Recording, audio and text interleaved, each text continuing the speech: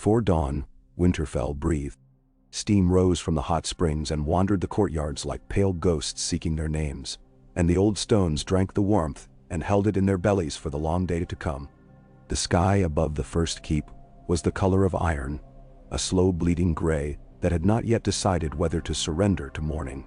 The wind pressed its cold palm against the high ramparts and tested the shutters on the maester's turret, the stables, the septry. Somewhere in the kennels a hound sneezed, snuffled, and settled again. The ravens muttered in their rookery, coins turning in a closed hand. Lyanna Stark walked alone in the godswood. She moved along paths that her feet knew in their bones, paths that parted thorn and fern, and came at last to the clearing where the heart tree waited. The weirwood's face watched her with its solemn, wounded eyes. Its bark was the color of milk poured over fresh blood. Its leaves, a stillness of red hands whispering nothing. Water lay black around the island, rimmed by sedge and pale blades of winter grass. She breathed in the scent of damp earth, of the first shy rot of fallen leaves. She lifted her gloves and touched the weirwood with bare fingers until they ached with cold. The godswood of Winterfell was not the largest in the north, but it was the oldest, and the ages within it were closer to her than any court of men. When the wind turned left across the pond, it brought the steam's breath and the feathery exhalation of ravens.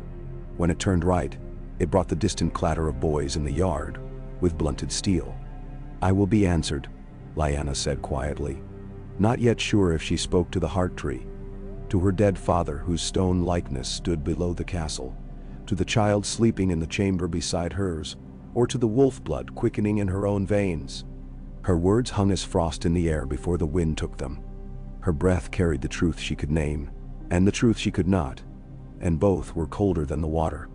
A twig snapped behind her. Lyanna did not start. She had heard the step when it was still 3 paces away, when she was a girl in a ring of summer oaks crying out in a tourney crowd. And she never forgot a gate once she had heard it.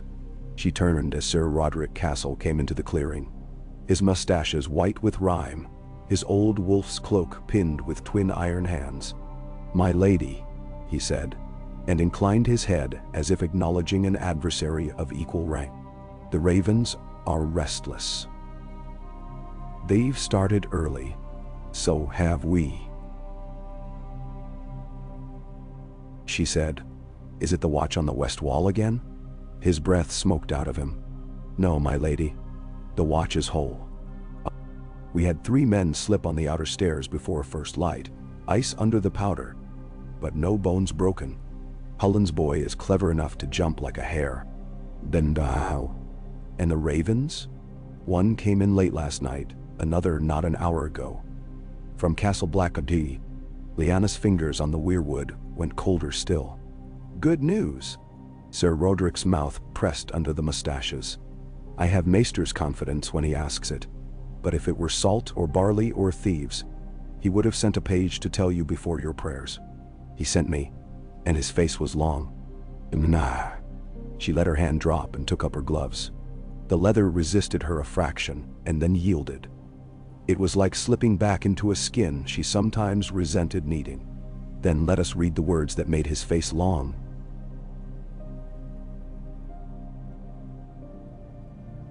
she said. They walked in companionable silence along the crooked paths.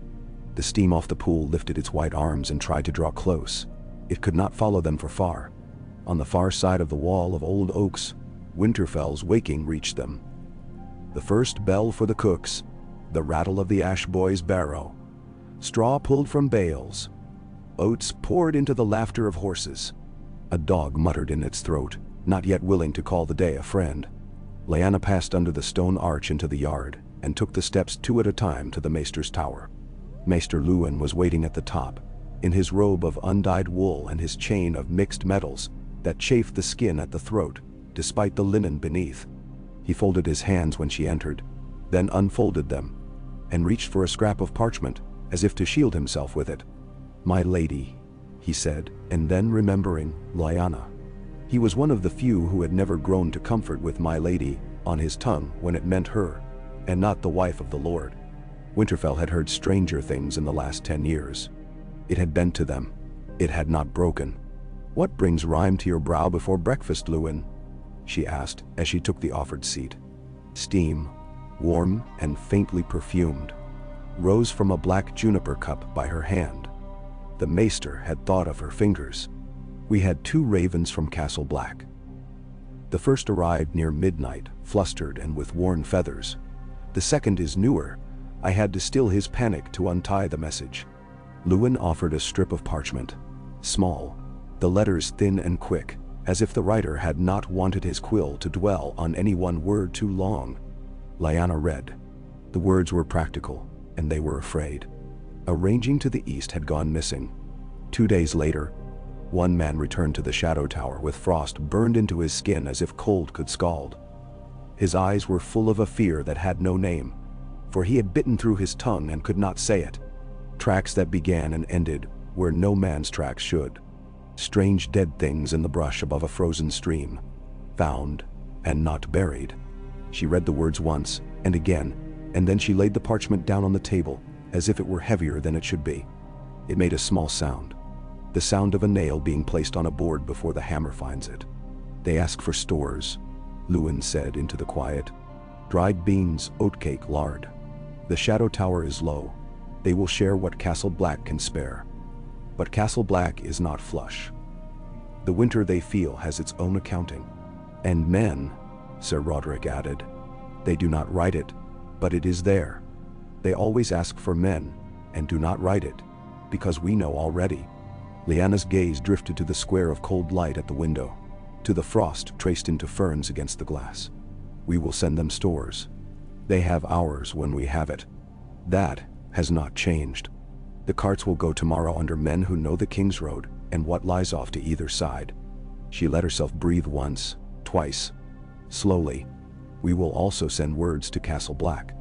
Tell them that Winterfell hears, and Winterfell's ears are not for fear. Ask them for their full accounting, the men, the routes, the times, and who writes the words. Maester Lewin nodded. I will scratch it and sand it at once. Sir Roderick shifted on his feet. You will have a hall full of voices by midday, my lady. The Manderley train came up the day before yesterday, and they wait for audience. The Umbers will want ale and noise. The Boltons sent their pale fox a day early. Lyanna almost smiled at the way his mustaches decided not to move when he said Bolton. A pale fox is a fox still, she said. Place him where his ears won't hear more than he should. Send a page to the guest house on the green and see if the Manderley boy is awake. The old lord has no patience for frost before his porridge. I will see his grandchildren first. The boy rides as if his knees were made of willow.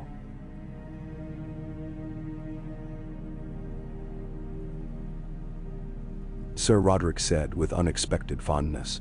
He will break a collarbone in another man's yard, not ours. I will send Jory with him when they ride out to see your walls. Doe, Lyanna said. Winterfell's walls grow higher in stories if they have first seen the stones. When they left the maester's tower, the day had opened and poured its thin, cold light into the courtyards. The practice yard rang with the righteous clamor of iron on iron. Lyanna paused at the rail. Boys were at it already. 3, 4. A tangle of them under Sir Roderick II's watchful eye. A tall lad with an umber's straw hair took a blow on the shoulder and laughed as he slipped and went down. Another, dark and narrow in the face, held his blade like a dancer holds breath. He set his feet the way no one had taught him and learned from the feel of weight and ground. The shortest of the 4 was scowling in the way of boys who had not yet made a truce with their arms. Lyanna felt it then, the small tug in her chest that drew her across arched stone and down.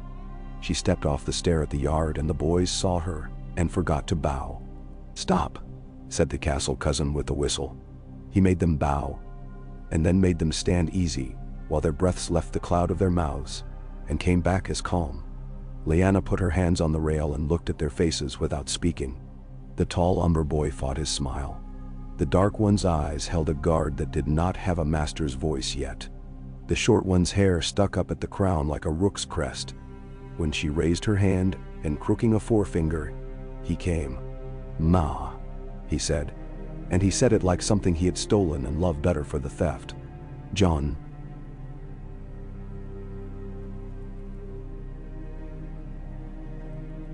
she answered softly. And she put her hand on his cheek where it was hot from exertion and winter, and then on his shoulder where the leather had not kept out the clout he had taken. Your guard is too high. You overcut because you want the blade to sing. It must not sing yet. If it sings, it stops being yours. He lifted his chin. His mouth quivered with the desire to argue, as boys of 7 did when they had learned their first opinion, and did not yet know how to feed it. Sir Roderick says the same. Then a dozen hard-won years have not made him an utter fool, she said. She crouched and picked up the wooden sword he had dropped. It was not so far from the weight of the slender live steel she loved best. The wood remembered 100 boys' hands. Here, she said, and showed him how the wrist should lean and the elbow should be a hinge. How the cut came out of the hips and not the fury in the eyes. Your whole body is the blade. The blade is not the blade without you. When you are tired, your mouth will speak pride for you. Do not trust it. Let the feet tell you the truth. Menah. He watched as if the world had made itself small to fit into the space between her hands and the carved edge of wood. When she gave the practice sword back to him, he took it as though it were a pledge. Again, she told him, and stepped back. And if you fall, remember to fall with your chin tight to your chest and your hands loose. Men die of falling badly more than of taking a cut on the ribs. He nodded. She turned and found Sir Roderick at her shoulder as if he had been waiting outside her thoughts for her to notice him.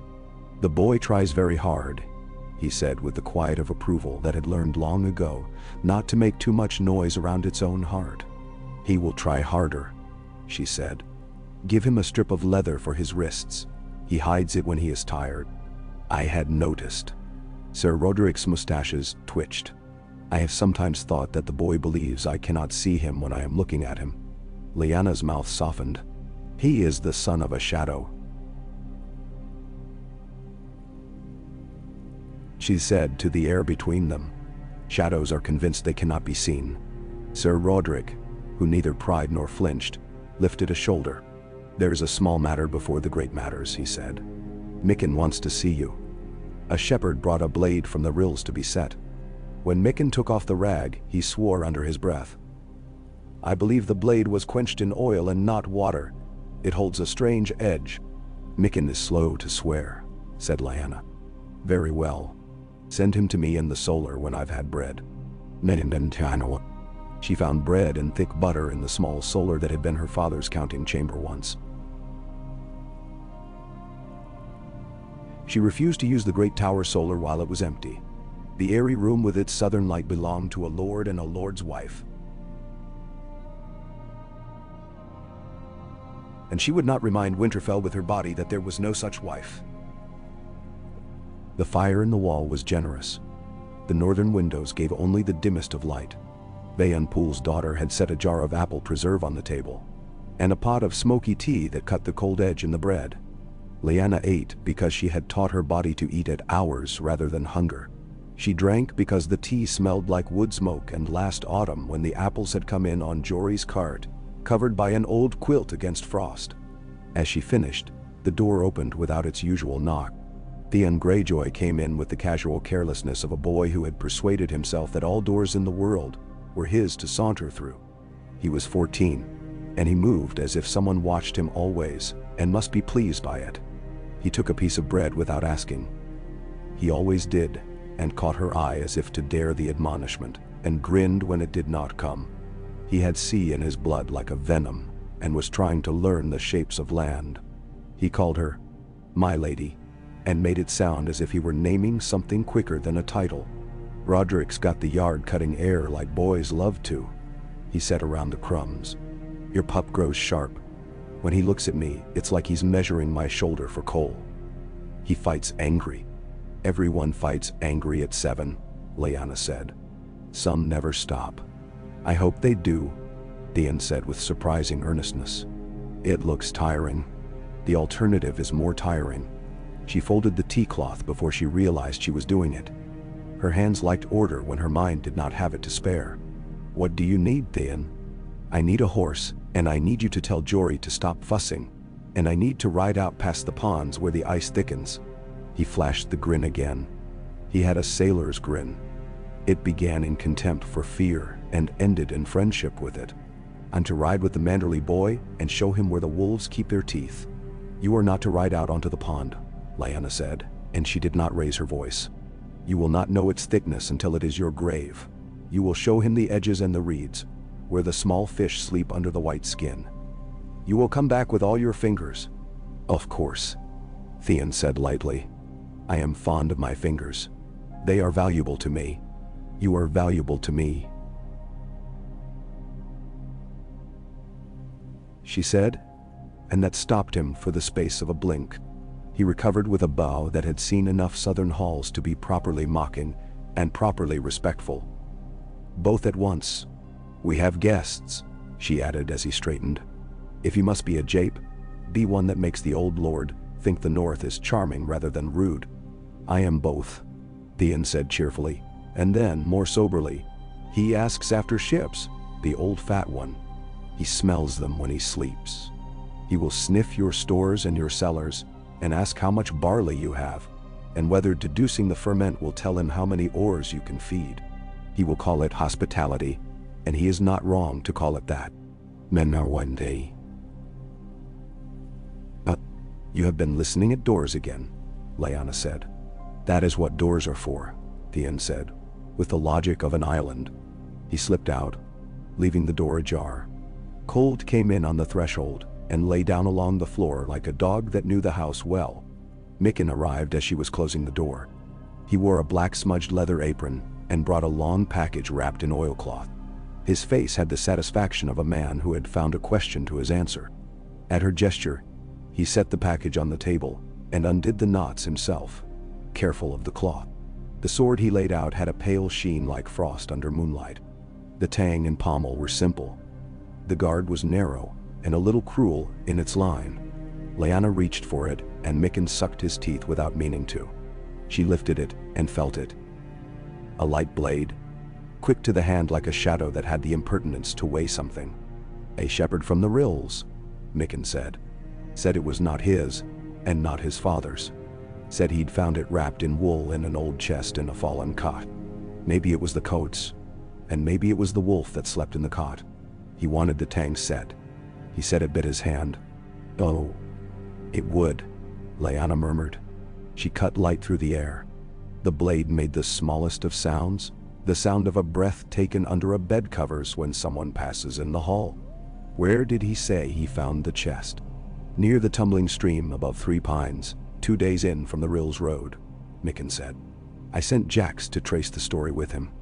If it is stolen, we'll return it. If it's not, we'll know where the ground spat it up. The edge is strange. I've seen steel like this once, where the South sends its knights to die for songs, but I've never set such a piece from a shepherd's hands. The quench tells on the smell. There's oil in it. Not common oil. Nan. Bring me the shepherd when he returns," Lyanna said. She looked at the blade again, and thought of a tower in the Red Mountains, and a man with sad eyes laughing in the shadow of a standard with falling stars. She thought of the smell of oil on black hair and the song of steel. Then she set the sword down and folded the cloth over it. "Keep it in your forge. Tell no one where it came from. Call it a curiosity, and be tired of it if asked." She felt Mikken's keen curiosity trying to pry a nail from a knot of wood, and she gave him a half smile. "I will be tired of it as well," she said. And he nodded and took the blade away. By mid-morning, the great hall had filled with layered voices. Winterfell's hall took sound and made it a lower thing, as if it were obliged to bow along with the men who made it. The roof beams were old as history. Smoke clung to their bellies and colored the rafters with years. Lyanna sat the high seat with a wolf pelt across the carved arms. She wore dark gray wool with a simple girdle of leather and iron, and her hair braided back with a ribbon of her mother's, dyed the blue of a clear winter noon. She did not wear jewels. She had learned that a woman who spoke plainly and wore plain things found men's lies breaking more quickly on her teeth. Wyman Manderley's envoys were the first to stand before her. His eldest grandson Wyllis, big and pale and smiling with that Manderley courtesy that could be either a feast on a winter night or the last bite of a beggar's loaf. Beside him, Wendell, who seemed to be in competition with his brother to see who could contain fewer words. And young Willa, who looked up into the rafters as if ships were hiding there.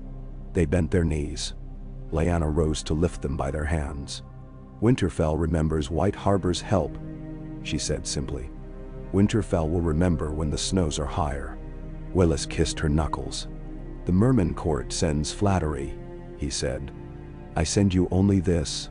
White Harbor remembers that its silver made northern bread in the hard years, my lady. We are not flatterers. We are hungry men with a cook fire that is large enough to bring neighbors to. Then let us eat each other's bread for a while before we eat the wolves, she said. We have stew with barley and carrots and a ham that remembers salt. When you have warmth in you, I will hear your needs. They ate, and a hum soft as bees traveled the hall. Lyanna's blood remembered different hums. The songs sung in the yard when she had been a slim-sworded girl in a boy's tunic. The rippling call of lark and drum at Harrenhal, and the way the sound had reached up to the sky and made it ring. But she listened now for this one. Men laughed at one table and none at another.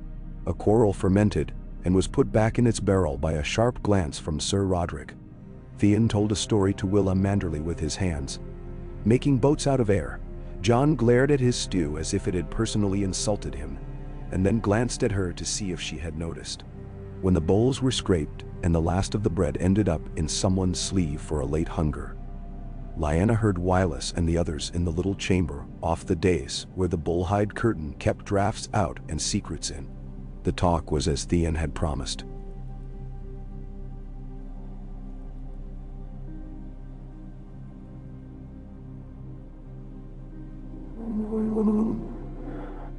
Wyman Manderley had sent questions buried in compliments. Lyanna listened and answered, striking a balance between the courtesy that let men keep their faces and the cold arithmetic of wheat. White Harbor was eager to build again. Ships were bones and pride. The crown had demanded harbor fees be doubled for a year. To prop the king's coffers like a table with one short leg, in Wyllis' words, and White Harbor had paid because it could not risk not paying. In return, White Harbor asked Winterfell for permission to take more timber out of the Wolf's Wood, and to send their levy north with coin under seals, rather than with men under arms. King Robert wants gold, because gold is simpler than truth, Lyanna said. Men in halls sit still when gold sits with them. When men with spears have to be sent, truth must be told. White Harbor's coin may go instead of her boys, but the coin must go where it will keep Northmen alive when the king's counting is done. If a levy of silver goes south, a levy of flesh must go north to the wall. You know what the wall asks. Feed the watch now, and our shores won't need to be fed blood later. Nander. Wyllis considered. Young Willa looked at Lyanna's face as if reading something written there, her sweet mouth thoughtful. The old knight says you bargain like salt, Willa said. We will do it. 20 men to Castle Black every season for 2 years, taken of the harbor's commoners who have no wives, and from among those prisoners who would be sent to the steppes otherwise. We will send them clothed. 2,000 stags, or the wheat it buys, to Winterfell's barns for the same period, and permission to cut 40 trees from the Wolf's Wood between now and summer's end, if the trees are marked by your foresters. Nendawal. 30 trees, Lyanna said, and for every tree, a sapling planted in a place my foresters point out. Not the men with saws. 35, Willis said, and smiled like a man wrapping a fish in parchment. And I will make the old knight say you bargain like a poem next time. 32, Lyanna said, and I will let him say it in my hall. We will write it. Now, soul. When that bargain was struck, they spoke of smaller things. A man in a blue cloak who'd asked after Winterfell in the port 3 times, as if asking the question could make the road shorter. A flayed man's sign cut into a white knife dockpost, and painted over before it could be seen in the noonday. A downriver rumor of a dragon across the sea and what fire would do to ports with ships when it came to choose a place to feed. Rumors feed on meat too, Lyanna said. Dragons do not live on words alone. But tell your grandfather I would have a word with Davos Seaworth, if he is in harbor again. A smuggler smells truth in the dark, better than most honest men do in the noon. Menau.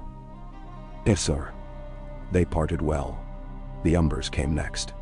They wanted in equal parts to drink and to boast, and since they had brought deer, they were allowed a measure of both. In the afternoon she heard a plea from a Wintertown widow whose fence had fallen and whose neighbor's pig had found the fact, and learned greed. She heard men of the hill clans arguing over the use of a stone hut that had been no one's and then had acquired 6 hands.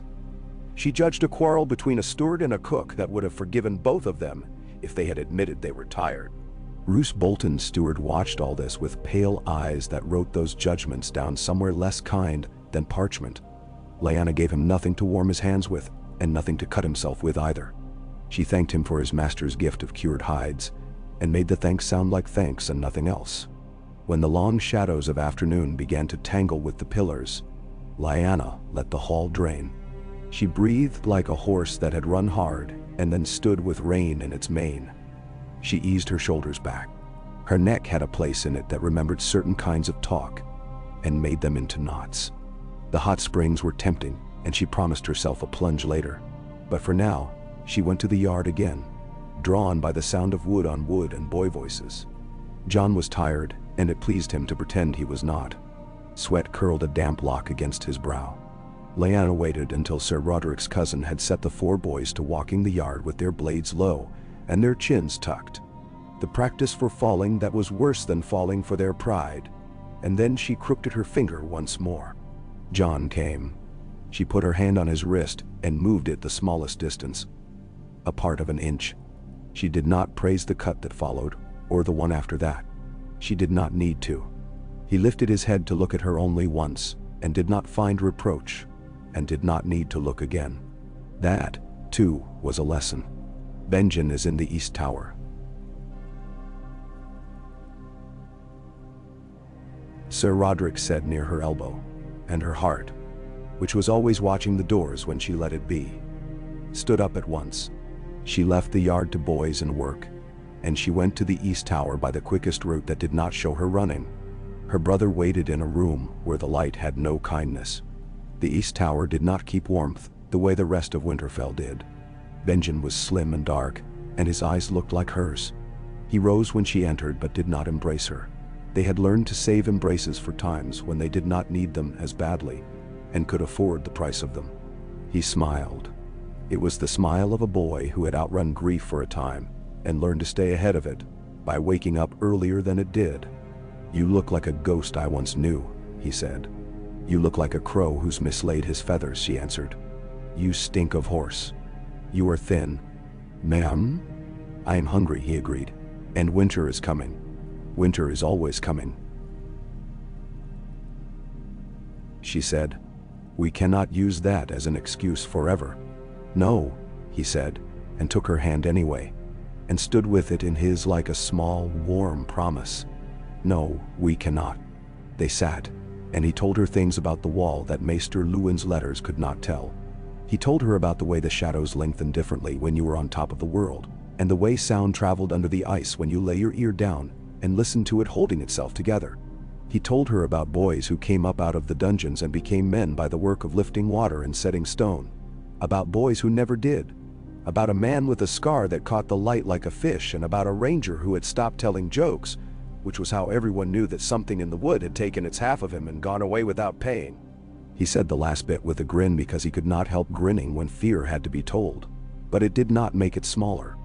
"They are afraid, some of them," he said at last, when the telling turned serious and she had put her hands in her lap and did not fidget. "Afraid a new way. It is not wildlings, not this time. Those are men.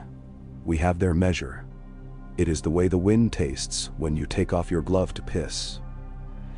It is the way deer won't run down certain paths anymore, but stand and tremble, and then bolt the wrong way." "Luwin showed me the letter," Lyanna said. "Men who went out did not come back.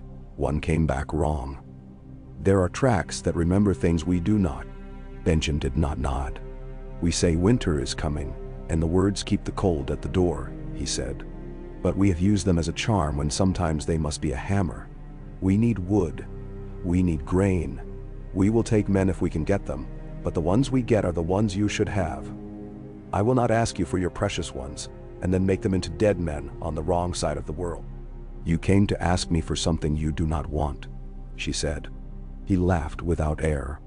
I came to see your face and breathe a warm room.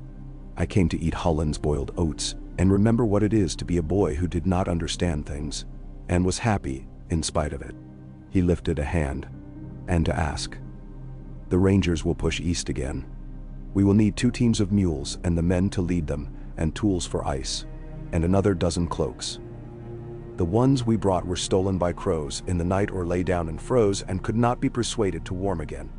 You shall have mules, Lyanna said, and cloaks. We weave. We have hands enough to weave. She felt the weirwood's eyes in the room for an instant, and then only Benjen's. And I will send you men anyway. Not the precious ones, because I will keep them close to my bones, but the ones who have sharpened themselves too much on the wrong stone. They will do less harm on the wall than they do to their own wives. Benjen's mouth tugged crooked. I will take your rough ones and teach them to grow moss. Lyanna. She waited. He put a hand flat on the table, palm down.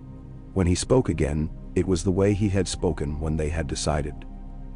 Together, and with their mouths closed, to climb out the old bell tower when their fathers said they would not, and all the stones had ended up in their stockings in the morning, like a blessing from the old gods disguised as just chastisement.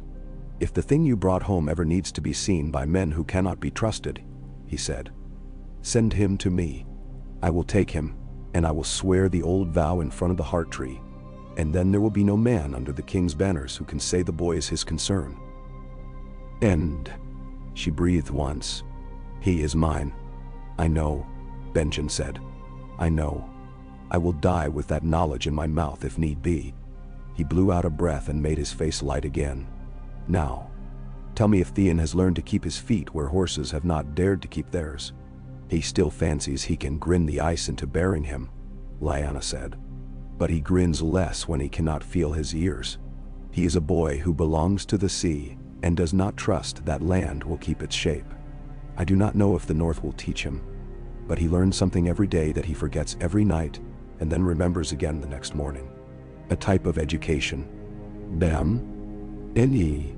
Benjen stayed 2 days, and for those 2 days Lyanna slept like a tired traveler who has finally been allowed to put her back against a wall. When he left for the wall again, she stood at the gatehouse with Jon at her side, and the boy had his hands stuffed into his sleeves like a small man pretending he had learned not to touch. Benjen bent and kissed the boy's forehead as easily as he had once kissed Lyanna's forehead after she had bested him in the yard for the first time. He mounted quietly and was gone, and the steam lay its white hands across the courtyard again, as if to comfort the stones for missing him. Winterfell turned with its own weather and its own wheel of work.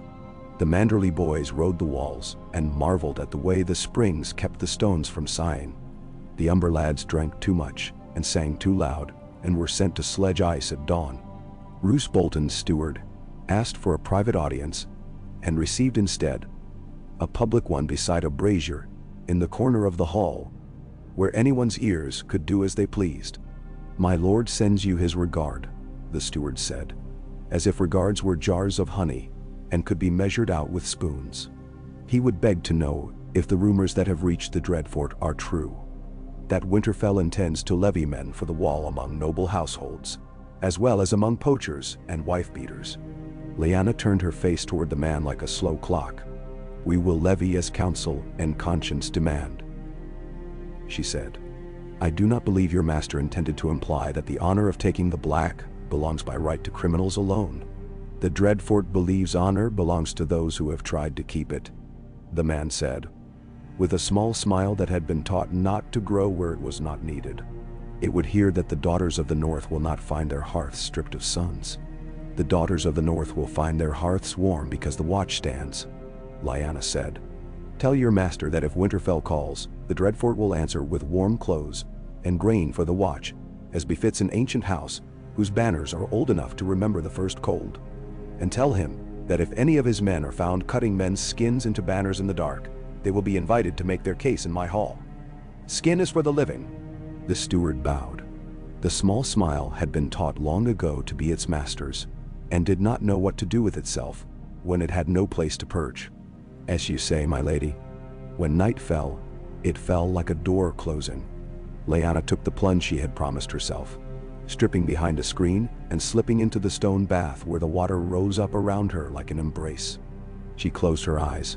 Steam pressed a soft cloth against her face. The ache in the back of her neck yielded. The ache that lived behind her sternum like a pale animal did not.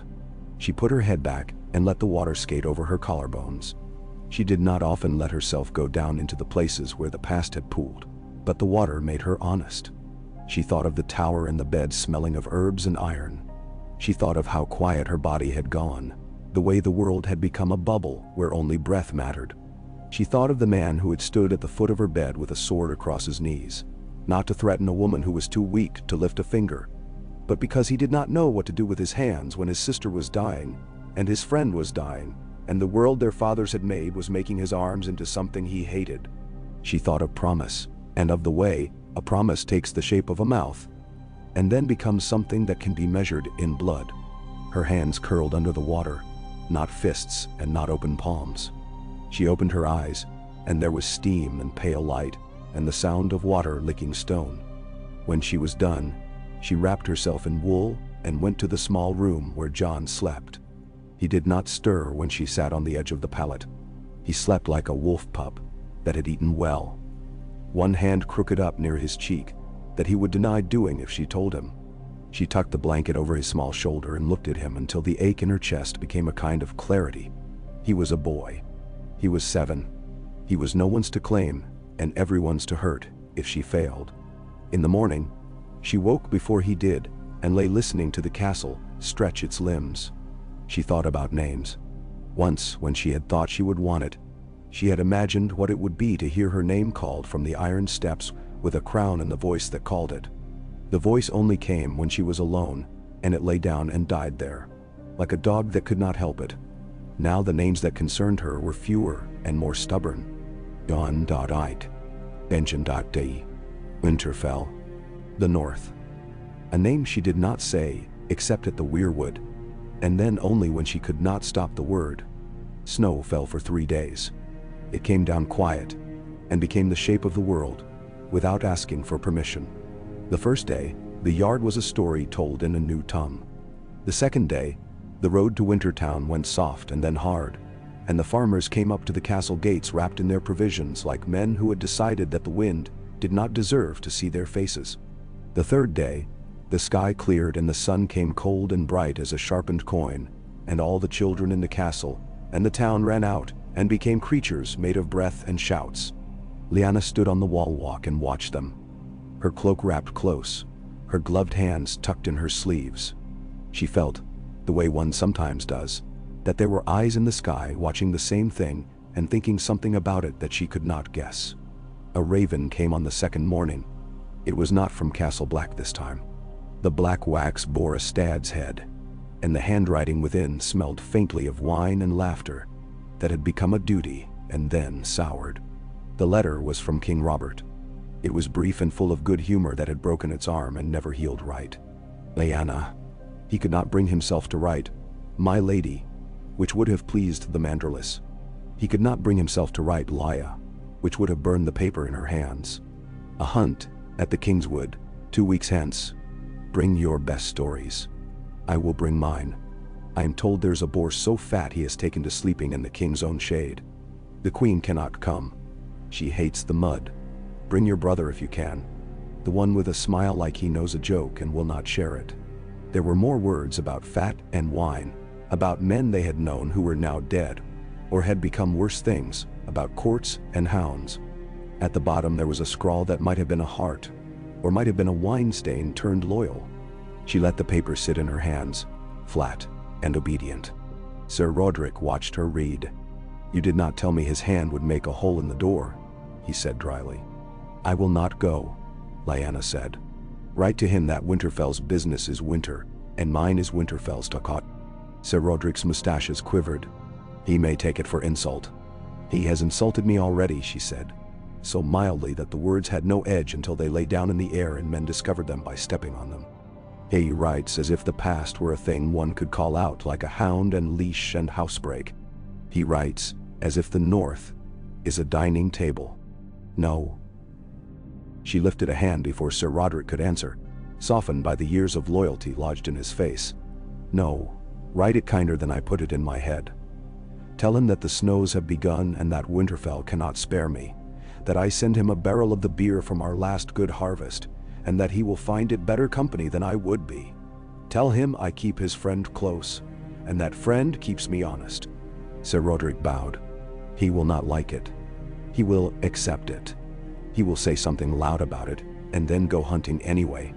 Man-a-wine. She looked at the line where the hills beyond the Wolfswood met the sky. The line was as sharp as a blade. Let him. Late that afternoon, a woman from the rills arrived with the shepherd, whose blade Mikken had unwrapped. She wore a shawl that had been scrubbed thin by rivers and a face made of weather. The shepherd was older than she had expected. The blade had come to him when he found it. He had found it when he was looking for a black lamb that had strayed from a fold that didn't have as strong a fence as it should, because his cousin had gone to the coast to fish and had broken his leg. Things find themselves, the woman said when Lyanna asked how it had been. They say that blade belonged to a man who could take a man's hand off and not nick the nail. They say it belonged to a lady who had no right to it, except that she took it, and it liked her better than the man. They say it belonged to a man from the south who died alone. They say it belonged to no one. Her eyes flicked up. The hole in the cot where the chest was smelled of lavender. I have never smelled lavender there before.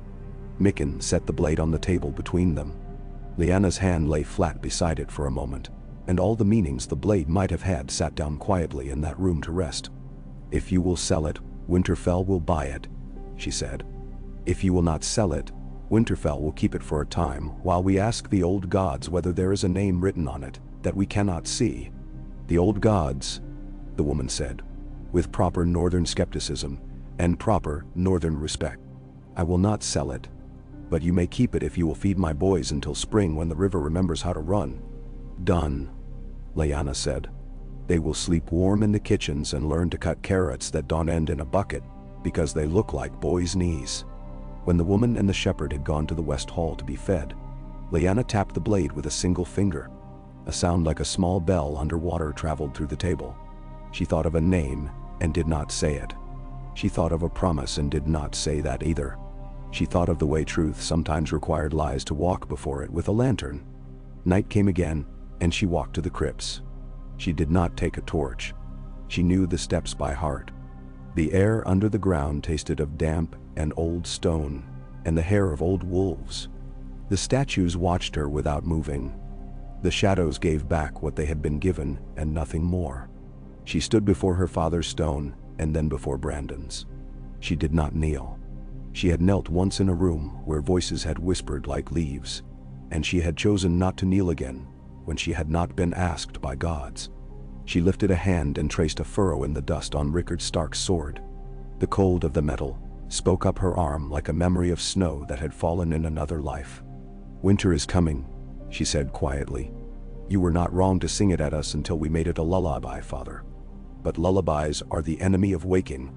Her breath made no sound when it left her mouth. The only sound was the small, patient drip of water somewhere under stone. There are men with pale souls listening above our walls. There are boys who do not yet know they will be men, and I am afraid for them. But I am not afraid to keep my promise. I am not afraid to keep the North standing until its brothers remember it has stood before them longer than they knew. Then she went then to the statue that had been placed where space had been left for her. It was a strange thing to look at a carved stone that had the shape of the girl you had been, and know that the men who had ordered it had done so out of love and out of loss, and out of a need to keep their stories straight in a world that had refused to obey. She had told them not to break the statue when she had come home in a cart smelling of summer and death. Her father had said nothing. Then he had died, and she had been grateful that he had not lived to do what he might have done. The stone girl watched her with sightless patience. Lyanna put her fingers on the carved hair where the sculptor had tried to capture the unruly of it, and had, in the end, only carved stone. "I do not know whether I am your ghost or you are mine," she said. "But I am here, and you are here, and Winterfell is still under my feet. That is all the truth I can carry up these steps without dropping any." Then leaving the crypts took less time than going down had, and somehow required more work.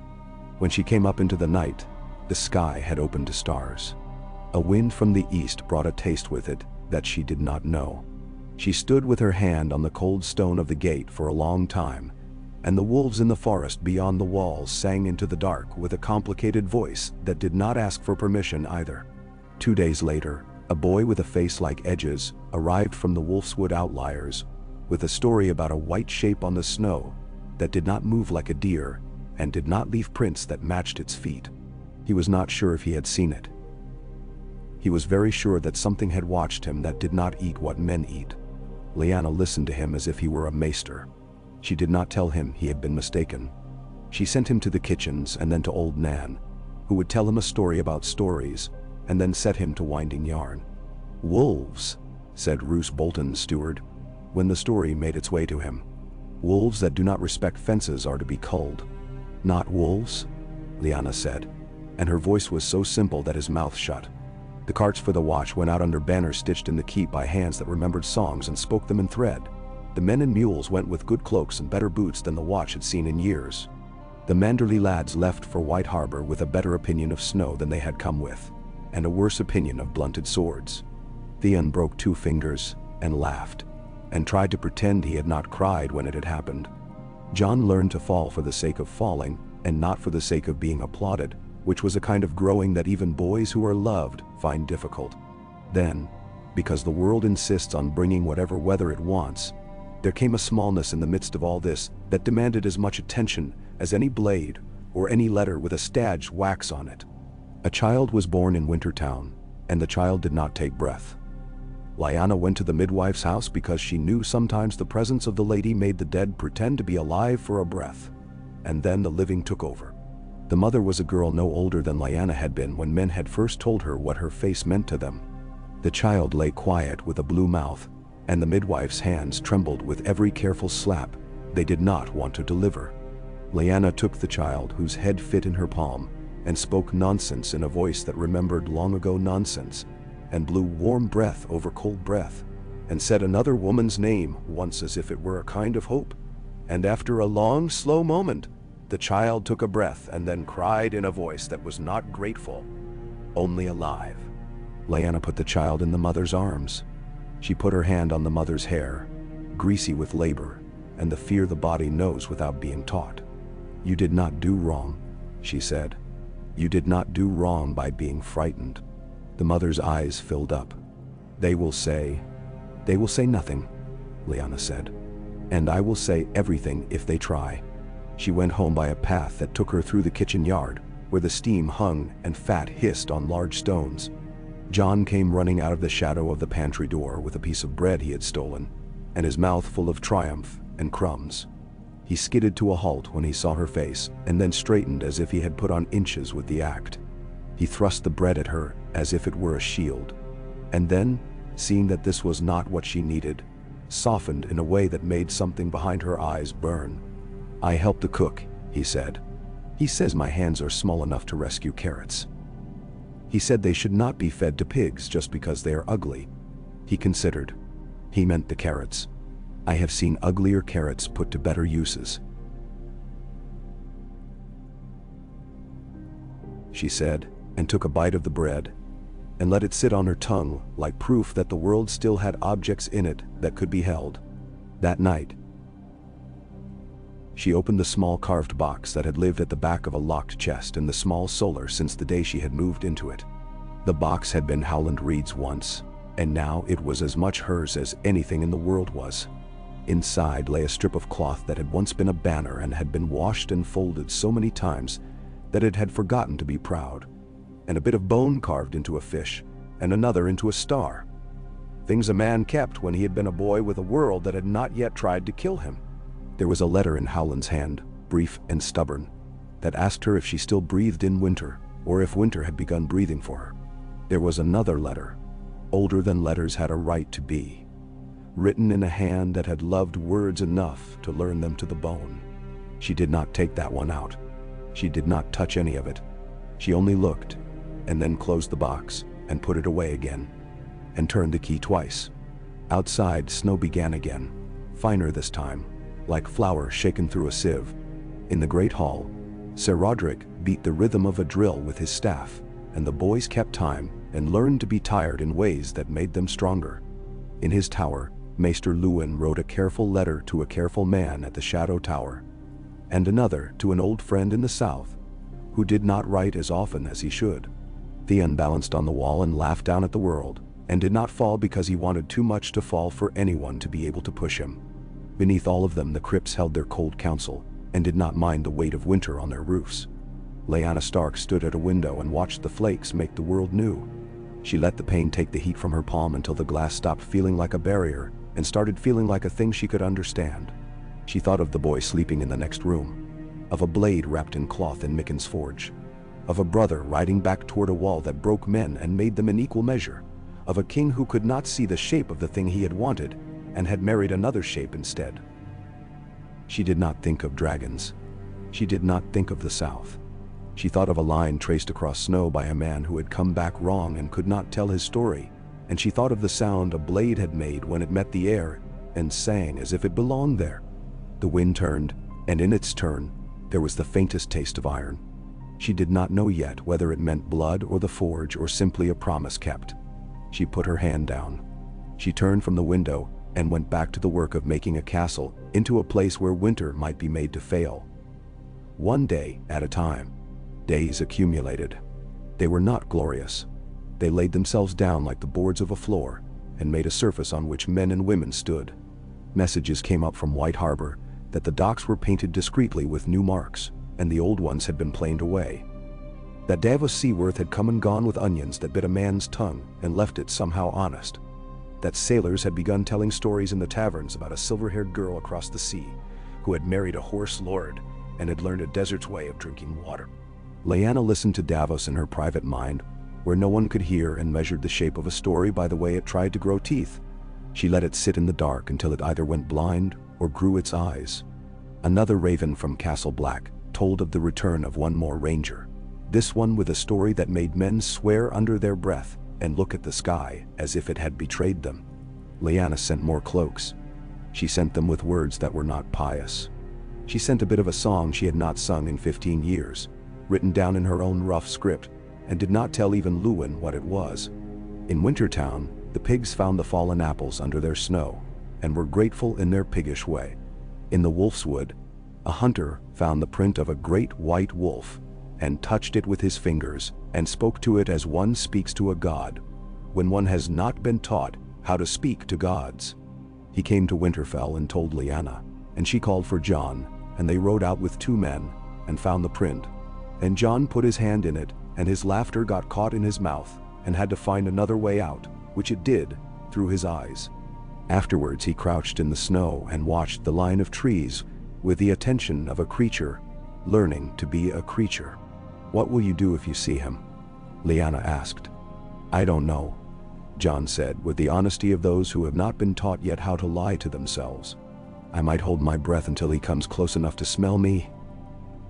I might try to take him home in my pocket." "You will not do the second thing," she said. "You will do the first, and then he will decide what you deserve." He nodded as if this was a bargain worth making with a god. When they returned, the hall was warm, and the floorboards had been newly strewn with sweet rushes. Lyanna paused in the doorway, and took in the sight of it with a gratitude that was not the same as weakness. The great Jon's booming laugh rolled up into the rafters like a flock of birds. Theon was telling Willa Manderly a rude joke that he had dressed up in courtesy out of respect for Lyanna's hall, and no other reason. Micken had a new burn on his hand, and did not care. Old Nan had fallen asleep in her chair with her knitting in her lap, and a look on her face as if she knew a secret that only the old gods and very small children could know. Lyanna wanted to hold the hall in her hands and put it in her box with the cloth that had once been a banner and keep it there, safe from the cold and the king and men with sharp smiles. Instead, She went to her seat and sat. Because that was how one kept a hall. By sitting in it when sitting was needed, and standing in it when standing would do more good. As night deepened, a boy with hawk feather hair came to her elbow, and bowed and murmured that a man waited in the side chamber who would not give his name, and whose hands did not look like a courtier's. Lyanna stood and went where the boy pointed. The man in the small room had a face like bark and eyes like clean water. He had left his gloves on. The skin at his wrist showed scars like the old bite of rope. He went to one knee out of respect, and not out of habit. "Lady," he said. And his voice was quiet in a way that respected quiet. "I bring you words from the neck." Lyanna felt her heart sit up. "Tell me," she said. "The Crannogs listen when the wind off the north comes through the reeds. It is a different sound from winter's usual belly aching." The man's mouth made the shape of a smile, and did not finish it. "Howland Reed sends this. The waters are colder than they should be, and the frogs have gone down too soon. A white bird sat on his roof for a whole night and would not be chased off. He says the eyes in the marsh have begun to look outward instead of at their own silt. He says the song you gave him to hold is still the song you meant him to hold. He says he will keep holding it." "Nantel," Lyanna breathed slowly. "Tell the Marsh King that Winterfell hears him. Tell him I will send him men if he asks for them. But I will not send him men he does not ask for. Tell him that if the water tries to eat his house, Winterfell will come with stones and wood to teach the water manners." The man inclined his head as if to a neighbor who had spoken sense. "He will say thank you, and then he will not say thank you because he forgets that word sometimes in winter. When you return, take a blade from Mikken," Lyanna said. "Take bread. Take a letter written in Maester Luwin's white, careful hand, and another written in mine that knows how to write a lie that wants to be a truth. Tell him, I am here." "I will tell him," the man said. He rose, and she saw the way his body had learned to move through small spaces that wanted to be larger than they were. He went out into the warm dark and was gone. Lyanna returned to the hall and listened to the sound of men's lives rolling along under a roof. She thought of winter and what men did to keep from dying of it. Not just the hunger and the cold, but the way winter sneakily tried to take the meaning out of a day and leave men with only the day itself. She thought of the work of a lady in a stone castle, hearing and deciding, and refusing to let fear become a tradition. She thought of promises, and of the boy who slept in a small room with a wooden sword in his hands, as if it were the last thing he would let the world take from him. She thought of the old songs, the ones that were about wolves, and the ones that were about women who learned how to be iron, without forgetting how to be flesh. She slept late that night, and dreamed of snow that sang. In the dream she stood in the godswood, and watched the heart tree's face change. It looked at her with pity, and then with pride, and then with the steady look of a partner who intends to see a thing done, even if their hands are cold. When she woke, the room was still, and the fire had gone to coals, and she lay looking at the ceiling, and felt something in her chest loosen. Not because the world had become kinder, but because she had decided a thing, and felt in her bones that the deciding had been correct. The thing was simple. She would send for carpenters from the Barrowlands, and pay them out of silver she had planned to keep till spring. She would set them to building shelters in Winter Town that would hold against a wind that liked to think itself a god. She would have the white cloaks sent from the laundry to Mikken to be lined with fur where fur did the most good, not where it looked most fine in a hall. She would have the old mills paged and greased, the goats moved from the south pens into the north pens, because the north wall kept warmth better when the wind blew east, and she would have boys trained in the quiet work of sharpening spades, and not only the loud work of swinging swords. She would ask the Manderless for seed that could stand in wet ground. She would tell the Boltons in words they could not misconstrue that men's skins belonged to men and to no one else. And she would put a rider at the bridge to see that no flayed man crossed it. She would write to the king again and send him another barrel of brown beer, and no apology. She would hold Winterfell like a woman holds a child who kicks and does not know why. And beyond those clear small things, she would wait and listen and learn the taste of the wind for herself. She rose with the feeling of decision still warm in her throat and went to the godswood. The steam was thicker than it had been, the air around her a soft cloak, and a small enclosed world. At the heart tree, the water made a sound like breath through teeth. She knelt not to the tree but to the work. The tree did not mind. She whispered names to the bark, names that bound her to the hall and to the land under it, and to men who would never know what she had done for them, because that, too, was the work. When she stood, snow lay in the curl of the root like milk poured into a bowl. She put out a finger and scooped a piece of it and tasted it. It tasted like snow. It tasted like the first snowfall of a winter that meant to be remembered. She smiled then, a small, wry, unafraid smile, and turned toward the castle with the knowledge that there was a world between her and whatever waited beyond the far hills, and that the world had her hands in it now, and would keep the prints of those hands for longer than men could imagine. Snow did not stop men. It insisted on a different pace. The next days, the castle moved as one learns to move in a sick room, quietly, thoroughly, with hands washed, and the voice kept low. Lyanna sent riders toward the Barrowlands to fetch carpenters whose fathers had taught them to make walls that did not believe in wind. She sent a letter ahead of them that said nothing about pride and much about wages, shelter, and the work of keeping a town's bones from aching. She walked Winter Town with her cloak hood up and her gloved hands behind her back, listening to small complaints and large needs. She found a thatch that had given up pretending to be a roof and had become a sieve. She set men to lifting new bundles and paid them in bread and a promise that was kept before the day's end. A woman who brewed beer too thin for comfort and too strong for thrift told Lyanna in the tone of one reciting a creed that the king's men had drunk her dry last year and paid with a psalm. Lyanna said, "This year you will sing for your own children," and sent over barley and 2 boys to mind the fire while she slept. She spent coin she had meant to keep until spring, as if spring had come early and needed to be fed. She told herself that keeping men and women warm now was how spring was made to arrive at all. The carpenters tramped in 3 days after the letter, wrapped in their own weather, and brought with them ideas for raising walls that would notice the shape of wind and shrug instead of break. They had a way of talking that made a house into a horse and a door into a temperamental aunt. Lyanna liked them for it. She gave them foresters to mark the timbers and put Mikken over the iron fixings. Mikken told her that the new nails would bite like honest dogs. She took him at his word and did not ask if dogs ever told him lies. From the Dreadfort, a second letter came, written in a tidy, bloodless hand on stiff parchment, full of concern. It expressed itself as one expresses regret that a neighbor's fence has suffered vandalism and offers to lend rope for tying up the culprits. Polite, empty, a blade under the napkin.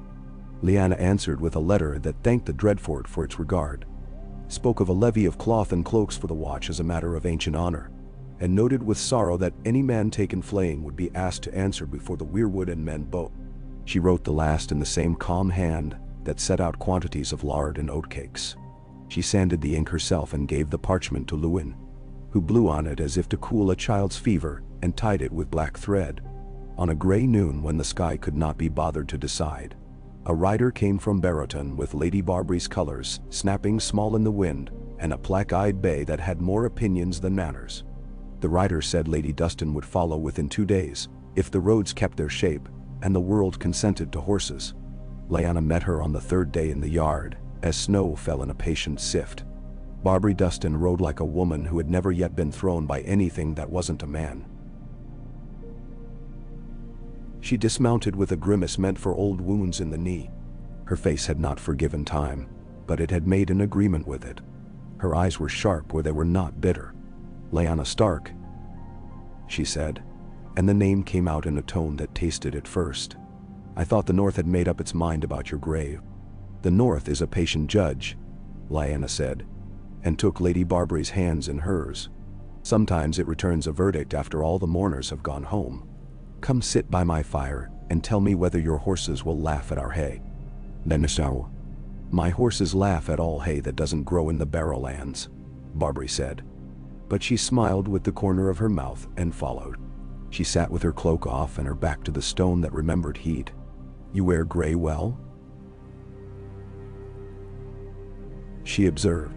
"Brandon liked you in blue." "Brandon liked the sky when it stormed," Lyanna said. We were all younger then. Some of us grew old quicker, Barbary said. For a heartbeat, the bitterness in her eyes had no lid on it. Then the lid came down, and the eyes were only keen. I have come to talk about timber, and about nails, and about men who like to stand with their hands out and their knives tucked into their belts. I have not come to talk about bones, not even his. She looked around the small solar with a curiosity that made no attempt to hide itself. This was your father's room. It was, Lyanna said. He was a man who thought stone should be masculine, Barbary observed. He would be pleased to see you here. Or he would be troubled, because you are not your husband, and cannot be. The dead are troublesome that way, even when you love them. Then so. Sometimes especially when you love them, Lyanna said, and poured hot wine and added cloves. They spoke of timber, and the conversation was sharp and satisfying. Lady Barbary had a mind that moved without needing to be flattered. She named the weaknesses of roofs and the laziness of men as if they were horseflesh to be improved or culled. She introduced a thought that the walls of Wintertown should be not merely mended but reimagined, the alleys made to force wind to change its mind, the eaves built with a lip that sent snow down where men wanted it instead of where roofs fancied dropping it. Lyanna agreed and offered men to do the useless hauling. Barbary accepted and offered carpenters who cursed in a dialect that kept them warm. Only once did the talk go sideways. Barbary set her cup down and tapped the rim of it with one finger. A small, cutting sound. I hear the king invited you to hunt, she said. The small folk in Barrowton pretend to believe he will bring you a boar for your table like a peddler with a pie. They like to believe stories. So do I. Her mouth sharpened. Are you going? No, Lyanna said. Barbary looked into the cup for a long moment, as if something were swimming in it, then said, Good. She did not say why. She did not need to. That evening, snow turned to a fine rain for an hour, and then to needles that rattled against the shutters.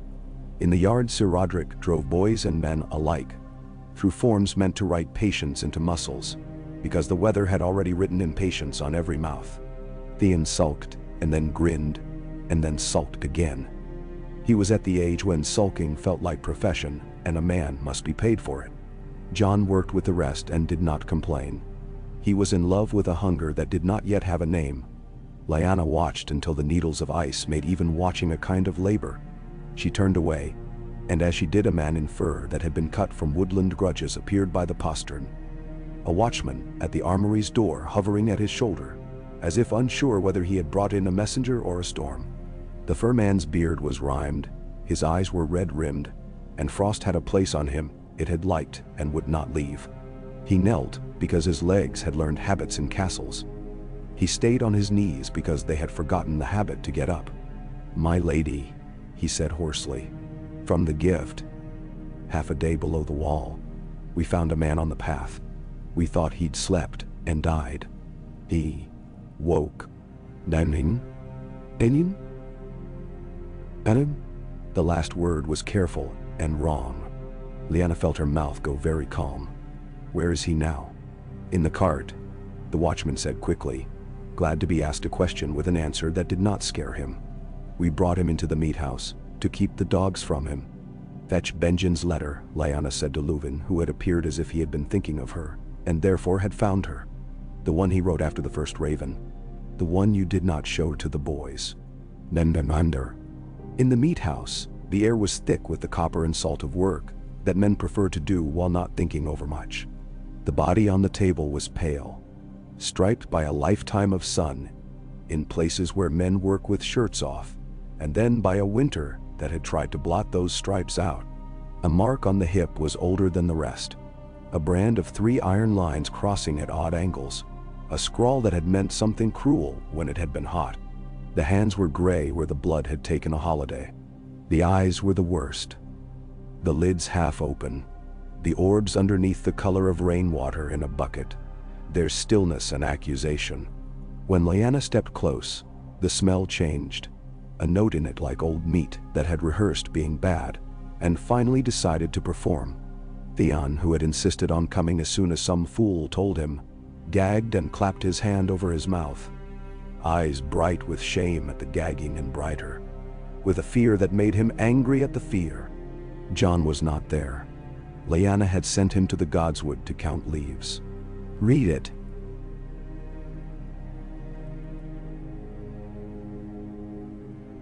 she said to Lewin.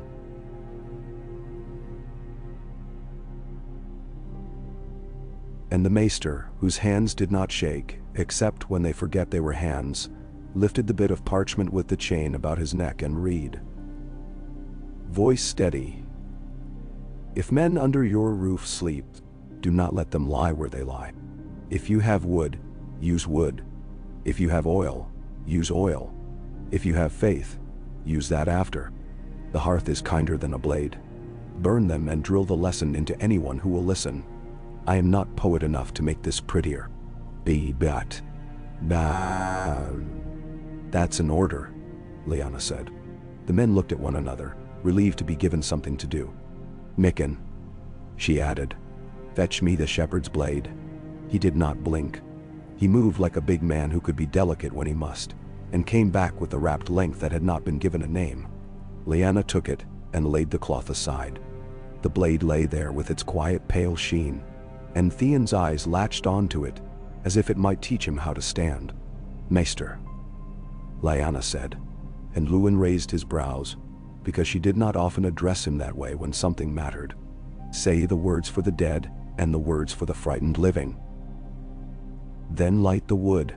They did it in the yard because smoke belongs to the sky. The snow hissed at first and then turned to steam.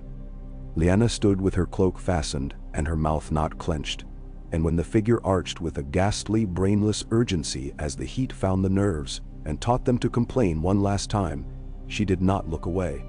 Theon did not look away either, and that was a kind of courage. He found her later on the wall walk and vomited over the side. She held his cloak and said nothing, and after a time put her hand on the back of his head because men sometimes need to be made into boys for a breath to remember how to become men again. You thought I would be pleased by fire, he said into his teeth, the words clanking as they came out. Because of iron and salt. You thought I would say something clever. I did not think of you at all, she said. I thought of burning men and of men who refuse to burn their dead until it is too late. Then I thought of you. And I was glad you were here to learn the lesson without having to pay the worst of the price. Many, he snorted, which was as close as he could get just then to a thank you. His eyes were very young for a moment, and then he smoothed his mouth into a line he imagined was older. The White Wolf came the next morning just before dawn, when the world was unsure and ready to believe anything. A watchman on the east wall saw him first, a pale shape sliding between the shadows of firs like a bit of the snow that had decided to walk. He did not call out. He came down from the wall like a man who has put a thought carefully on a shelf and walked into the Godswood. Heart knocking the way a hunter's heart knocks when he is not hunting. He found the boy there before the wolf did. Jon had gone to the heart tree before first light and knelt, because sometimes he did that and did not notice his knees afterwards. He heard the man and turned, eyes large in a face that had learned to hide them and for once had not made the effort. Shh, the watchman whispered, as if the world could be hushed like a nursery. It was ridiculous. It worked anyway. Jon stayed very still. The wolf came out of the trees and was a piece of the not quite light given a body. He was not large yet. He was large enough to carry his name none of them knew with thoughtless grace. He walked with that busy caution wolves have when they are not being careless for show. He stopped 3 paces from the boy and put his head to one side. The tree's red leaves did not move. The pond gave back a picture of 3 white things: snow, bark, and the animal whose ears twitched once and were still again. Jon held his breath without deciding to. Lyanna, who had come to the Godswood at first light and paused under the linden because the stillness felt like a held note, saw her son kneeling and the wolf looking at him, and felt something behind her breastbone open the way a curtain opens in a warm room. She did not step forward. She did not speak his name because she knew names could startle a thing away. She thought, without letting the thought move around too much, that this was either a blessing or a beginning or both. The White Wolf took 1 step forward and set his paw in a splay of red leaves on snow. He put his nose in the boy's palm as if scent were a long, careful letter he had been waiting to read. John's hand trembled and did not pull away. The wolf's breath steamed. John's did not. He had forgotten to let it out. Then the wolf huffed, as if making a decision about a stubborn calf, and sat. John exhaled. The sound he made was not laughter. It was something softer, made of relief and wonder. But it became laughter by the time it reached Lyanna's ears, and she had to swallow it down quick, because joy likes to make a fool of the face. "Ghost," John said when he could make his mouth obey. He looked over his shoulder, not at her, but at the tree, as if asking permission of the oldest thing he knew. "His name is Ghost." The name fit with a small, exact click, the way a strap finds the notch it was meant for. The wolf flicked an ear, as if to say that names were men's business, and he had indulged enough of it for one morning. He looked at Lyanna then, and did not bare his teeth, which was as kind as wolves get with strangers. He stood, took 2 light steps to the pond's edge, and drank a little. Then he turned and went into the trees, and was a white thought, moving through brown trunks, until he was a thought only. John sat back on his heels, his eyes shining like water at midday. He looked at Lyanna finally. He did not say, "Did you see?" Because of course she had seen. He got up with the careful motion of a boy, afraid to offend a moment that had already happened, and therefore was safe from offense. He wiped his hands on his cloak, and immediately regretted it, as if he had wiped off luck. "You will not follow him," Lyanna said, crossing to him. "He came to you. He will come again if he decides you deserve him. You will not be a fool and go chasing gods through snow." "Ben?" "I won't," John said, though it would have been easier to promise to stop breathing. He swallowed. "Ghost," he repeated under his breath, tasting it. He was quiet. "I didn't hear him."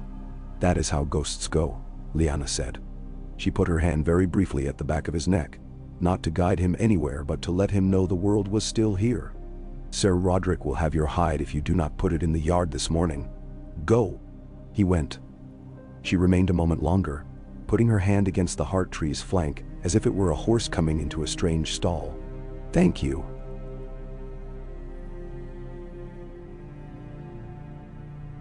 She said, not sure to whom she was speaking or what exactly she was thanking for. The tree said nothing. The pond lay still. The air felt as if someone had breathed a secret into it and then gone. Roose Bolton arrived when the roads grew passable enough for men who preferred to look unruffled. He came with fewer men than courtesy would have equipped him with, and more than caution would have chosen. His banners were neat. The men who carried them were neat. His face had never learned how to be a face and not a mask, and was therefore very good at both. He dismounted with care and stood in the yard with an expression that meant to suggest discomfort and achieve calculation. "My lady," he said. "Winterfell looks well." "Winterfell works," Lyanna said. "Working things tend not to die until they are allowed to sit too long." "Carter." "Wise," he said. His mouth defaulted to something that looked like approval and felt like a threat. "I had hoped to find you in good cheer and better health. The Dreadfort is a friend to both." "Mender." "The Dreadfort is a neighbor," she said with a warmth that could have heated a small spoon. "That is already a great deal. They ate the food that is spring when spring is not ready. Salt mutton made clever with juniper, dried peas that became something else with enough butter, a salad contrived outrageously from forced greens grown in a manderly warm house that made men think the South could be bullied into coming north early. They drank beer because wine wanted to be complicated, and no one had patience for that. Roose made talk out of fog, remarking on boys in the yard and the new alignment of a fence post on the outer lane, as if fence posts taught him secrets. "Your ward," he said at last, the word polished to sound like praise of her generosity, and meant to be a question about her judgment. "He has his father's salt in him. He has a boy in him," Lyanna said. "If he is lucky, he will have a man in him before the salt kills the boy." "Balon Greyjoy is a man who breeds storms in his head," Roose observed. "Storms hunger for wood. Wood is often found on coasts." He let his eyes wander in a way meant to be idle. "A pity that your brother is not here to instruct the boy." Eddard had a way of talking to storms that made them think they had made his point for him. Lyanna's knife paused against the joint of a small bird. The pause was short enough to be accident. It was still a pause.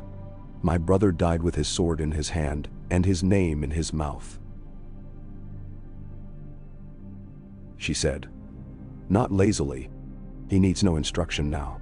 Roose inclined his head the smallest amount sympathy could be made to bow. A tragedy, he said. And a reminder that men who go to war often bring pieces of it home where their sisters must sweep. Men bring pieces home, Lyanna said. Sisters know where to put them.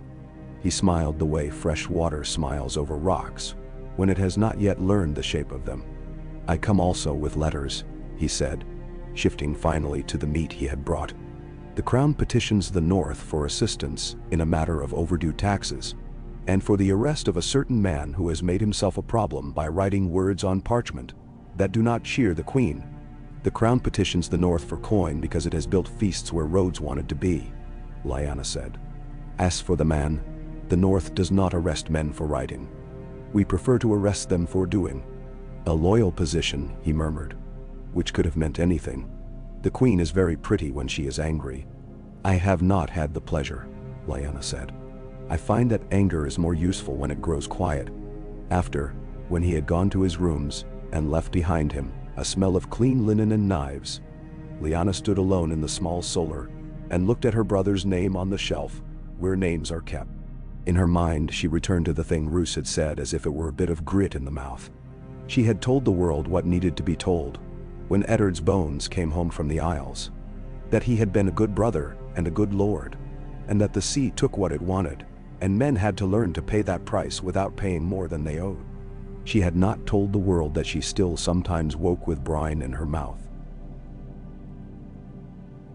She had not told the world that sometimes she envied women whose griefs were small and local, and could be wept out over stew, and then not wept again. In the yard, Joan's laughter rose and cut, startled at itself and then steady.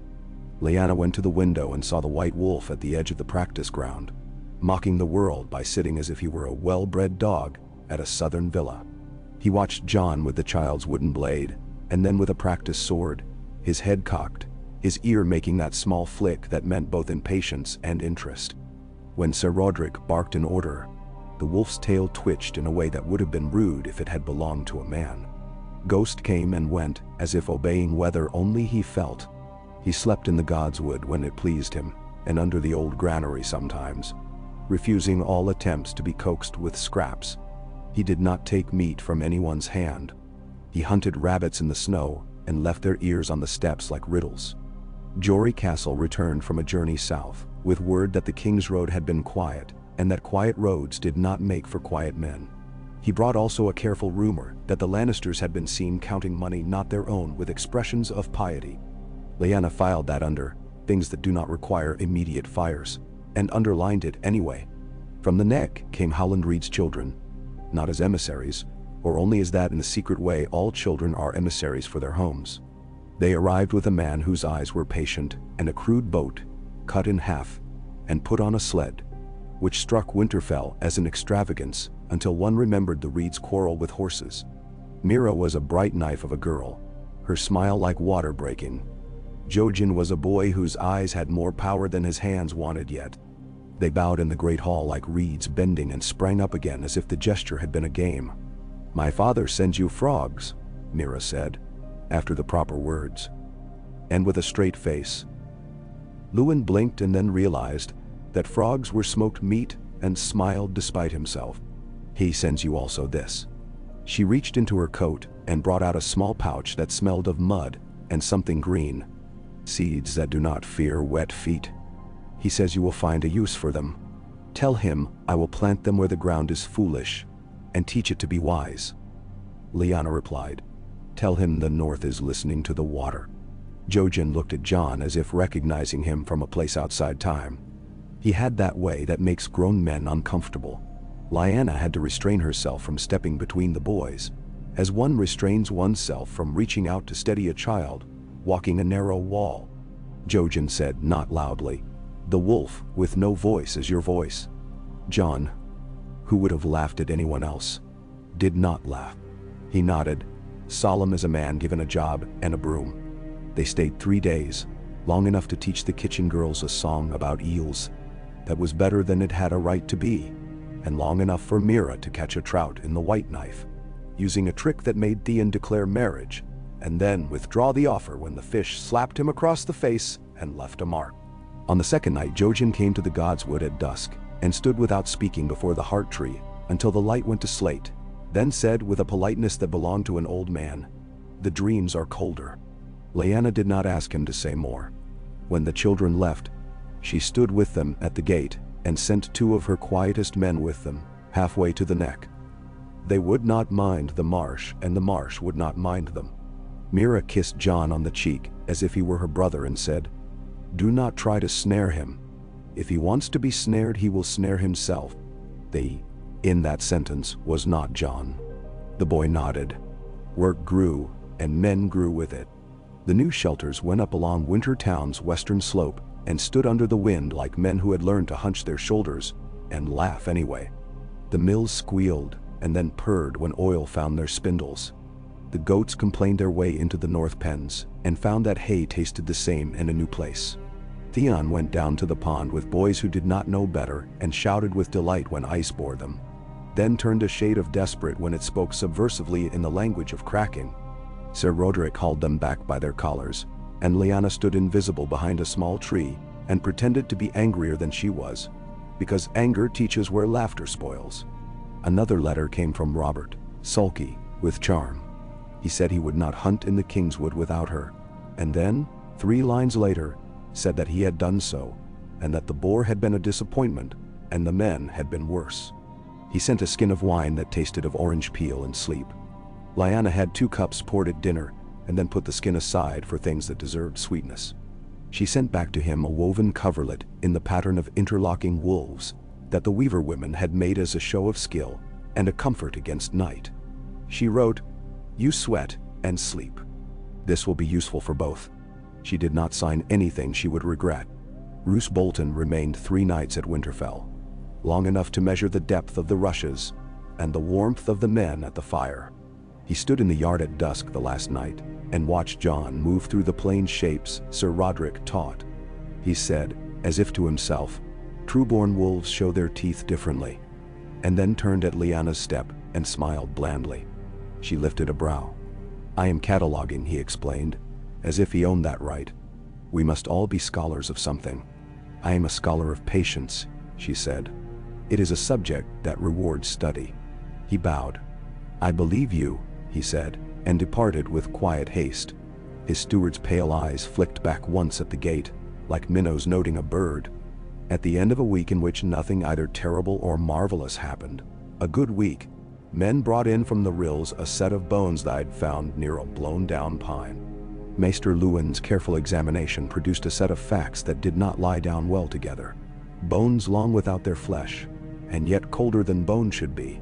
A bit of blackened cloth that would not catch fire in the kitchen's blaze, and could only be persuaded to smolder with a flame that licked iron, and a ring that had no signet and yet made the skin under it itch, as if a sign no man could see had been impressed there. As if a sign no man could see had been impressed. Lyanna looked, because it was her work to look, and then she said, "Bury the bones and the ring in the old ground beyond the east wall. Burn the cloth again until it remembers what fire is for." She took the ring and a cloth, and carried it to the Godswood, and left it under a flat stone. And later, when snow fell, she noticed that the snow that lay on that stone melted first. There were small triumphs. A child who had coughed all autumn stopped coughing. The first of the seed from Howland Reed sprouted in a box in Maester Luwin's tower, and pushed up 2 foolish green ears that made men in the yard cheer when the news ran through them. A man who struck his wife came to Lyanna's hall with a mouth full of excuses, and left with a mouth that hurt, and 2 weeks of work for the men who built shelters. When he returned, he brought his pay home in the same hands he had used to strike, and built a fence with those hands instead. He came to thank Lyanna, and she said nothing about thanks. She said only, "Do not teach boys that hands should learn to hurt before they learn to work." And there were small losses. A girl who had sung in the kitchens with a voice like bread rising fell on the ice and hit her head, and did not wake again. The kettle singer in the laundry lost 2 fingertips to a foolish quarrel with a wheel. A cow miscarried a calf at dawn and moaned for half a day in a way that made men think of mothers and leave the yard to find a place to be alone. On a night when the air felt thin enough to hear far things, Lyanna sat with Mikken and the shepherd who had found the strange blade. They drank beer that had not traveled far enough to forget where it was made. The shepherd's story did not improve with retelling and did not worsen. It stayed simple, which is one of the ways truth resists. He repeated the part about lavender and the chest and an old cot that might have belonged to a man or to the idea of a man.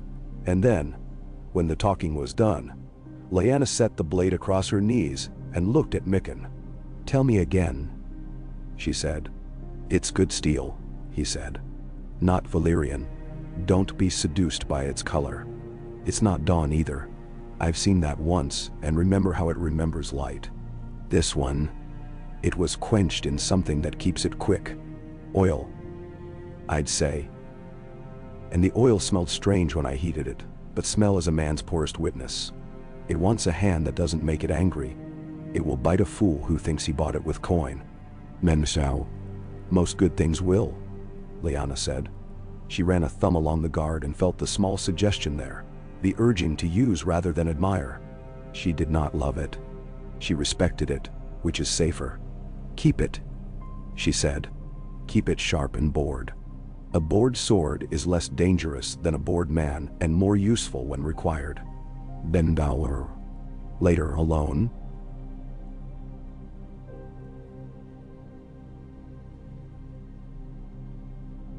She sat with a candle and the little box that held Howland's letter, and the washed scrap of a fallen banner and the bone charms carved by a boy who had once loved the idea of charms. She did not open the old letter written in a hand that had wanted to make words into a place where safety lived. She did not need to reread it to remember the tenor of it. Music and duty and a loneliness that had asked to be answered and had been, in a way that made the world split like a tree under lightning, and then keep on growing crooked and tall. She closed the box and locked it, and the sound of the lock sliding felt like a promise kept in a quiet way. At dawn, Benjen's raven came with words that made Maester Luwin drop his bread. The ranging east had found a village under a hill where no village had been before. The doors of the houses had been nailed from the outside. The snow drifted up against them like a complicity. Inside, nothing but tables and beds and an old wooden mother that had been carved by someone who thought the gods looked like their own grandmother. No bones, no fire, tracks that walked toward the wood, and then, in the wood, a hole in the snow in the shape of a shoulder and a head, and then nothing. "Men don't vanish," Sir Roderick said, because it was his job to say the practical thing. Something takes them, or they take themselves. Lyanna thought of the ring under a stone and the way snow melts where it should not. She thought of white that moves. She thought of a boy with a white wolf and a Cranagman's son, who said dreams were colder. She said, "We will not let the boys sleep in the outbuildings this month. We will move the families who live near the east wall into the west quarter rooms for a time. We will make the town tighter around us. People who are alone will be made not to be alone." "Benawamde." "You cannot make people stop being lonely," Maester Luwin said gently, because he could not help trying to be kind with truth. "I can put bodies in rooms," Lyanna said. "Sometimes that helps." The next day, men on the east wall saw a line in the snow that had not been there before, as if someone had dragged a narrow chest from the old barrow stones to the place where the wall began. And there it ended. There were no prints alongside it. Lyanna went with Sir Roderick and Jory, and 2 men who knew how to read snow. She did not bring John. She brought Ghost without meaning to. He appeared when she passed the gate and fell into step a little behind and a little to the right, as if he had come to learn from the way her boots behaved. He sniffed along the line and then made a small unhappy sound and sat down with his ears half back. Not out of fear. She recognized the difference in him already, but out of irritation. "What do you smell?" Lyanna asked, crouching. The wolf gave her a look full of contempt for human noses and set his chin on his paws. They followed the line to the beginning and found an old grave broken open. The stone that had marked it tipped as if a great hand had tried to lift it and become bored. Sir Roderick's breath made a question in the cold. "Men do not like to break graves in winter," he said. "It's too much work." "Men," Lyanna said, and did not put anything after it. Jory shifted his weight, the way a hunter shifts when he is over ground that has not made up its mind to hold him. The wolf stood and walked a slow circle around the disturbed earth, and then lifted his head toward the forest and swore in his soft way. Lyanna's hand dropped to his ruff and stopped there without thought. He tolerated it, which was his new kindness. They put the stone back. They said nothing in front of it, because the words they had would only have made things worse by pretending to be enough. They walked back to the castle and set 2 more men on the east wall, and 2 more on the west where no trouble had come, and told themselves that men who watch become luckier, whether or not there is anything to watch for. That night Jon woke shouting for the first time since he was little enough for such a thing to be common. Lyanna went to him and found him sitting up with his hand over his mouth, as if he had learned to be ashamed of noise. Ghost was not in the room. The absence had weight. "What did you see?" she asked, sitting at the edge of his pallet. His voice had not yet deepened. It had a boy's purity that makes the heart both soft and alarmed. "Snow," he said, "and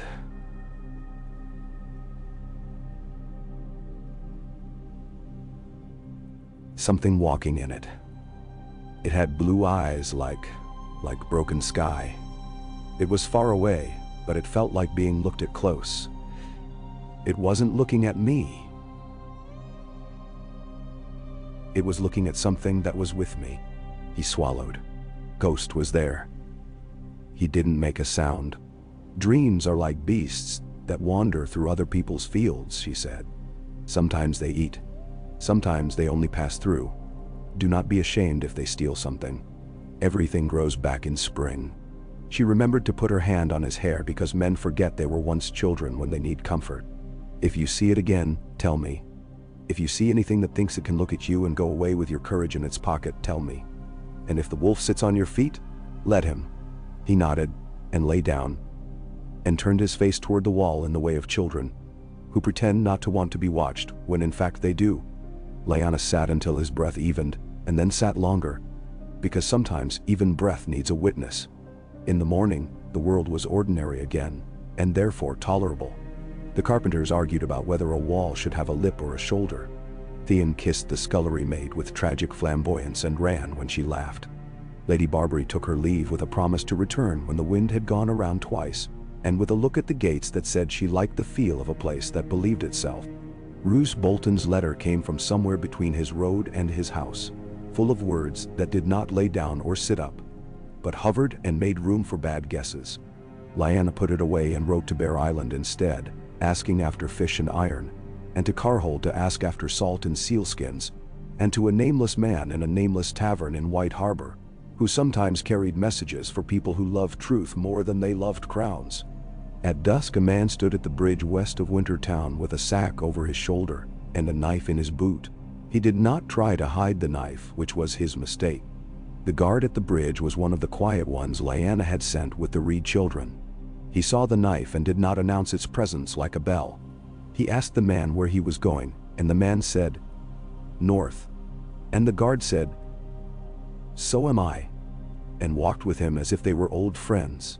When the man tried to cross with a pace that said he belonged, the guard laid a hand lightly on his arm and found the arm was tense, the way city cats are tense when they have not yet decided whether to scratch or purr. "Let us go see the lady of this place," the guard said cheerfully. And the man smiled with too many teeth and came along because he did not have a better idea. In the hall, under the eyes of men who had learned to look while seeming to eat, the man told a story about a cousin in Deepwood Motte and a grandmother who missed him and a job he had found that required him to be somewhere else. Lyanna asked him if his grandmother's house had eaves with carved faces. He said yes, and then realized that he had guessed wrong. She watched the realization travel under his skin like a fish. She asked him what the river beyond her wall smelled like in autumn when the apples fell. He said it smelled like fish. She asked him to take off his boot and place it on the table. He laughed and did it anyway because some men always want to be liked by the women they cannot bully. She turned the boot over and shook the knife out onto the wood and picked it up. "This is a city blade," she said, "made to look like a country one." She raised her eyes. "The bridge west of Wintertown bears a small rule you may not have heard. Men who come with knives in their boots are welcome when they declare them, and less welcome when they pretend they forgot. If I call myself a simple woman, will you believe me?" "Bender or why?" "I will believe whatever you ask me to," the man said, with gallantry that had broken its shoulder. "I ask you to believe that I am tired," she said, "and that tired women with sharp things should not be insulted. You may eat a heel of bread, and you may sleep in the cold house, and in the morning you will be given directions to a better place to be. And if I don't want to go," his smile had found a new courage and tried it on like a coat, "then we will find out what your blood looks like on snow," she said, not cruelly. "You will find it looks mostly like other men's blood. It will be disappointing." He bowed as if to a queen. He ate the bread. In the morning he went where men who wear knives in their boots go when a woman has told them the truth. Ghost followed him to the edge of the trees, and then stopped, and sat down, and looked at him until he could not help but look back, and then shook himself, as if he had been made wet, and turned and walked fast as he could without running. The men on the wall laughed softly, not at him, but at the way the world sometimes decides to be comic. The days folded and unfolded. Lyanna set a small altar in her heart to the mundane, to washing and to the kneading of dough, and to the dull weight of ledgers, and to boys who had to be told the same instruction 20 times before their feet remembered it. She honored it by doing it. She honored it by not cursing it. And the winter did what winter does. It deepened and it taught. The white wolf grew sly and became less a miracle and more a part of the castle's nightly arithmetic. Old Nan began a new story for the children that spoke of a girl who told a winter to wait at the door until she had found her warmest cloak. The Cranagman sent a pair of boots made of something that did not mind being asked to be both soft and strong. John wore them and learned that sometimes gifts from swamps make the best sense in snow. The Manderleys sent fish dumplings that made boys briefly forget to be sad about the lack of pears. The Umbers sent a girl who could lift a barrel onto a wagon alone and wished to see if there was anything in Winterfell she could not lift. In the middle of a quiet noon, when the cooks had set bread to rise, and the yard steamed with men and breath, a raven came with wax that had been smudged by hands that had not learned care. The letter inside was brief. It had come by way of a woman who traveled between inns and trades in needle and rumor. It smelled of smoke and hay. It said that men near the Shadow Tower had watched lights on the far ice, as if small fires were burning in a line where no man could have set them. It said that a child of a wildling woman had told a man of the watch, in a voice without mischief, that her father had come home and did not know his name, and that his hands were colder than the door latch. It said that the men who heard these things said prayers they had not said since boyhood, and sharpened their spears, and did not laugh at anything that day. Lyanna took the letter and folded it, and put it under the candle holder on her table, and pressed it down until wax met parchment, and parchment remembered how to be obedient. She went to the window and watched the boys with their swords. She watched John miss a step and correct. She watched Theon tease and then attend. She watched Sir Roderick scold and pardon. She watched the way Ghost, asleep by the postern, woke and raised his head at nothing anyone else could hear, and then laid it down again, as if to say that the nothing was not yet a something. That night, she slept and dreamt nothing, which is sometimes the gods' most useful gift. In the morning, she woke with her hands sure and steady. She went to the god's wood. She put her hand on the heart tree and named out loud the things that were hers to keep. This castle, this town, these people, this brother, this boy. She did not name the blade in Micken's forge. She did not name the king. She did not name the thing walking on the far ice, because to name a thing is sometimes to call it, and she was not ready to entertain it as a guest. She left the god's wood and walked back through the steam that held the air as a mother holds a child in a crowd. Men nodded to her, and she nodded back. She thought of the days list and took it like a sword. Not because she loved swords, but because work like this must be taken firm in the hand. The hours waited, and the hours were hers to spend. She spent them like coin that buys heat. And she went on, and Winterfell breathed.